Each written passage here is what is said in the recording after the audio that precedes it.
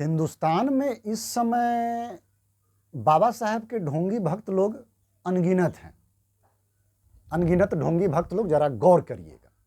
मणिपुर में कुकी समुदाय के जो लोग हैं वो कैथोलिक चर्च के जरिए म्यांमार से लाकर बसाए गए थे। कंप्लीट ईसाई है सब। मैतेई समुदाय वहाँ दलित है, अपने आप को वहाँ पर वो लोग हिंदू मानते हैं, लेकिन संवैधानिक रूप से देखिए तो वो लोग दलित हैं।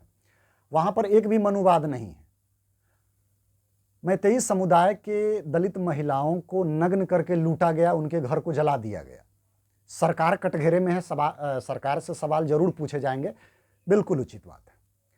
लेकिन इसमें नया जो आप लोग राग अलाप रहे हैं, मनुवाद, अचानक आप फूलन देवी को याद कर रहे हैं, फूलन देवी जी को। जानते हैं बंधु, फूलन देवी बनना क्यों जरूरी है?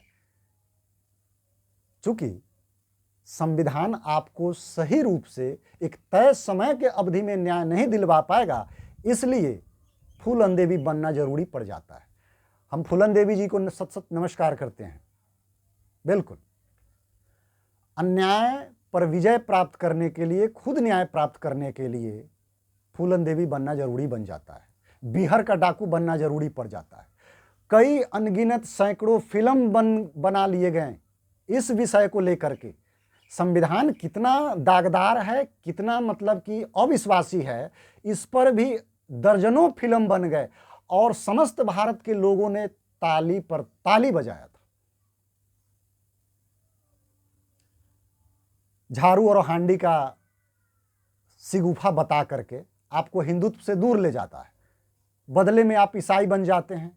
कई चमार ईसाई बन गए, मुसलमान बन गए, कई हमारे पासी भाई ऐसा कर गए, कई मीना कर गए, कई सिंधे लोग कर गए। जो संवैधानिक दलित है इस समय, वो हिंदुत्व से रुष्ट होकर के, सनातन से विमुख होकर के किसी गैर पंथ की ओर अग्रसर हो जाते हैं। बदले में क्या मिला? मसूर के एक दाने के बराबर भी कोई फायदा बता दीजिए। आप में से कितने लोग हैं जो पौप और पादरी बन गए? कितने लोग हैं जो काजी बन गए, मौलवी बन गए या फिर मौलाना बन गए? एक भी नहीं बने हैं और आजीवन कभी नहीं बनिएगा।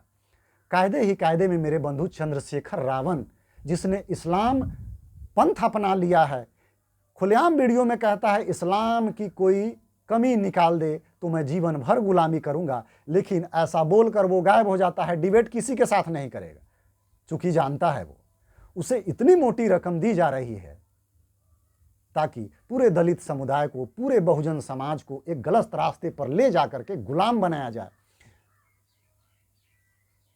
हे मेरे बंधु, आप में से कितने दलित समुदाय के लोग हैं जो ईसाई को डांटने की जहमत उठाई हो? मणिपुर में तो ऐसा कोई ठाकुर ब्राह्मण नहीं है। ईसाई को आप डांट नहीं सकते हैं। मुसलमान के सामने आप मतलब कि एकदम पंगु बन जाते हैं। तो क्या ये मर्दानगी है? नहीं, ये आपकी गुलामी है। आपको झूठे कहानी को बता करके एक गलत रास्ते पर ले जाया गया। आप सोचिए, गौर करिए, आपकी खुद की अपनी माँ और बहन आपकी नजरों में गिर गई। आपके लिए आपकी ही बेटी बहन अछूत हो गई। पाखंडी हमने पंडित सुना था, बाबा सुना था, जबकि पाखंड एक गलत आचरण होता है। अपनी स्वार्थ सिद्धि के लिए आजमाए जाने वाले जितने सारे तरकीब होते हैं सब पाखंड की श्रेणी में आते हैं। झूठ बोलकर, गलत आश्वासन देकर, गलत संदेश बेचकर जो अपना घर, दुकान, जीवन चलाता है, सब पाखंड ही कहलाता है। अब बताइए, बड़े जमाने के बाद आपको होश आया कि हम हिंदू नहीं है, बहुत बेकार चीज है। आप आनन फानन में मुसलमान बन गए, बौद्धिस्ट बन गए, ईसाई बन गए, तो फिर आपकी बेटी बहू की इज्जत जो है नीलाम क्यों है आज सरेआम बाजार में? क्यों तार तार और जार जार किए जा रहे हैं? आपके हलक सूख गए हैं, आपकी जुबान बंद हो गई है मेरे बंधु। इसे हम नकारापन कहते हैं, इसे ही हम जाहिलपन कहते हैं, इसे हम मुख्य रूप से दोगलापन कहते हैं।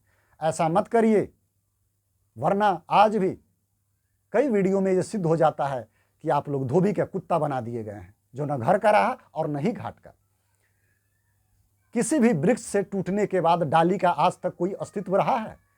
ये सब सबूत है मेरे बंधु। आज भी होश में रहिए, देर सवेर अपने घर को लौट आइए, याद करिए अपने पूर्वजों को,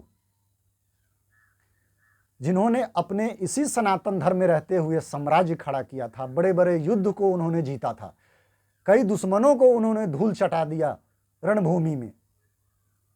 कई ऐसे ऋषि महर्षि हुए दलित समुदाय से जो आज भी बहुसंख्यक, माफ कीजिएगा, मनुवाद के बीच में उच्च स्थान पर है और प्रतिष्ठित भी हैं।